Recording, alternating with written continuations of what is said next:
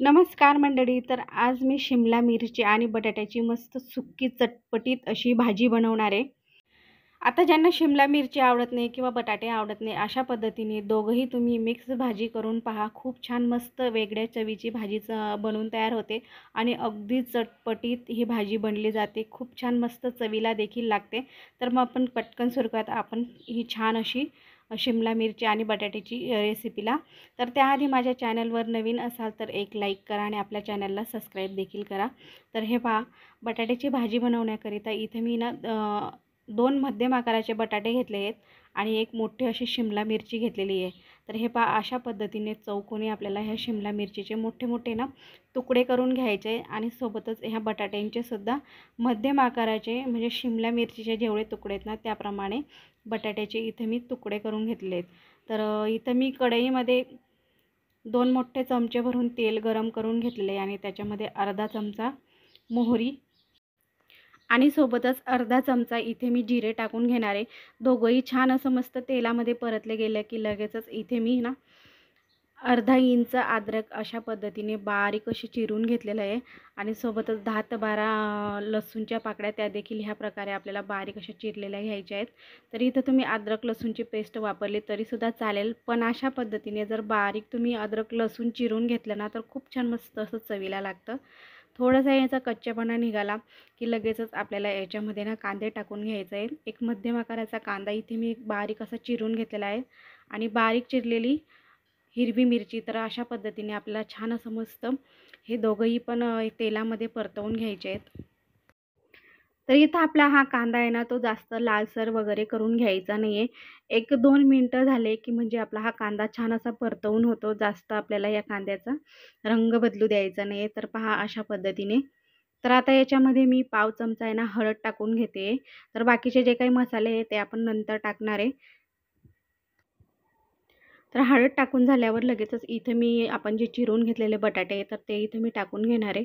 तर बटाटे आपण कच्चेच घेतलेले आहेत त्याच्यामुळं बटाटे शिजायला आहे ना थोडा वेळ लागेल, म्हणूनच आपल्याला इथं जास्त मसाले टाकायचे नाही, कारण की मसाले जर आधी आपण टाकून घेतले ना तर मग ते थोडीशी जळायची शक्यता असते. तर इथं पाण्याचा अजिबात मी वापर करणार नाही. हे बटाटे शिजताना अगदी एक थेंबसुद्धा पाण्याचा न वापर करता इथे मी हे बटाटे छान असे शिजवून घेणार.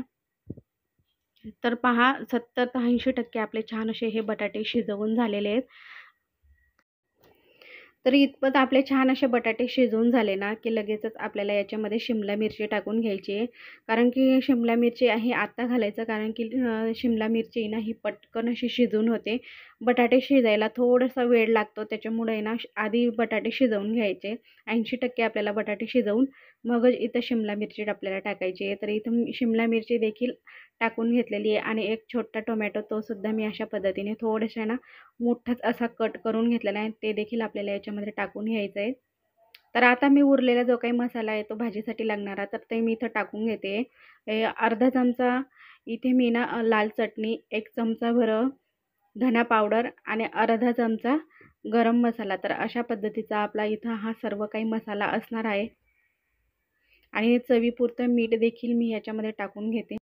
आता शिमला मिरची टाकून झाल्यावर व्यवस्थित आपल्याला सर्व काही जे मसाले आहेत, शिमला मिरची आणि टोमॅटो ते व्यवस्थित ह्या बटाट्यांमध्ये मिक्स करून घेणार. तर मसाले आपले हे ना छान असे परतून पण होतील आणि सगळ्या जी भाजी आहे आपली, तर शिमला मिरची, बटाटे यांना व्यवस्थित असे लागले जातील, म्हणजे छान अशी मस्त आपली ही भाजी चवीला देखील मस्त अशी लागते. तर आता मी लगेचच ही भाजी ना अजून 2 ते 3 मिनिटासाठी ना चांगली अशी शिजवून घेणार, कारण शिमला मिरची ही कच्चीच आहे त्याच्यामुळे शिजवायला लागेल. तर पहा असे मी ना 2 ते 3 मिनिटाची चांगली मस्त वाफ काढून घेतलेली आहे आणि जी काय आपली शिमला मिरची आहे ना ती सुद्धा छान अशी मस्त शिजवून झालेली आहे.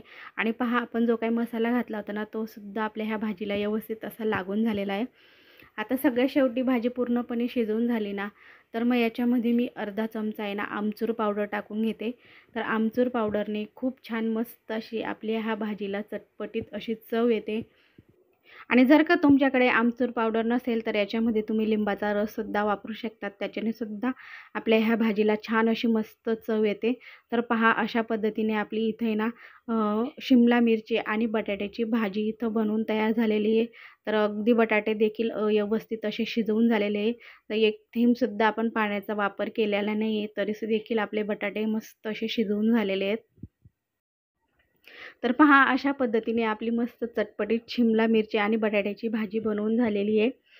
आणि ही भाजी तुम्ही मुलांच्या टिफिनला सुद्धा देऊ शकतात. मुलं देखील अगदी आवडीने खातील इतकी मस्त अशी चटपटीत आपली भाजी बनवून तयार होते. तर ही भाजी दुपारच्या जेवणामध्ये किंवा रात्रीच्या जेवणामध्ये तुम्ही पण बनवू शकता. सुकी भाजी म्हणून ही भाजी बनवाल तर खूप छान मस्त चवीला लागते. किंवा ज्यांना शिमला मिरची आवडत नाही त्यांनी अशा पद्धतीने बटाट्यामध्ये मिक्स करून जर तुम्ही ही भाजी बनवली तर खूप छान मस्त अशी ही भाजी बनवून तयार होते. नक्कीच करून पहा. कशी वाटली माझी रेसिपी हे कमेंट करून कळवा.